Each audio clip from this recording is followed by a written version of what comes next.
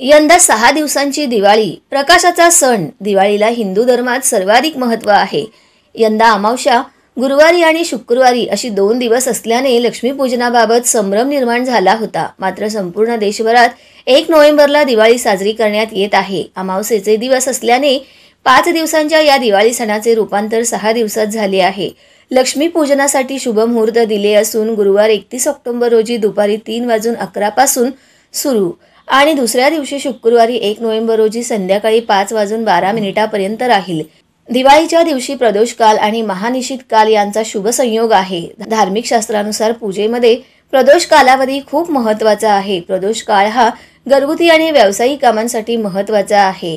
31 तारखेला प्रदोष काळात अमावस्येची व्याप्ती अधिक होती, तर 1 नोव्हेंबर रोजी प्रदोष काळात अमावस्या अल्पकाळ आहे. दोन्ही दिवशी प्रदोष काळात अमावस्या असल्याने शुक्रवारी लक्ष्मीपूजन करावे असे अनेक धार्मिक ग्रंथांमध्ये म्हटले आहे. दिवाळीच्या मिठाईंची मागणी वाढली असून पेढा, काजू कतली, मोतीचूर लाडू आदी पारंपरिक मिठाईसह ड्रायफ्रूटच्या मिठाईची ग्राहकांकडून विशेष मागणी आहे. शहरातील सर्वच मिठाई दुकानांमध्ये गुरुवारी ग्राहकांची गर्दी होती. याशिवाय चिवडा, बेसन लाडू, अनारसे, बेसन लाडू, करंजी, चकली, गोड शंकरपाळे, खारे शंकरपाळे आदी दिवाळींचा फराळ विकत घेण्यासाठी ग्राहकांची धावपळ दिसून आली आहे.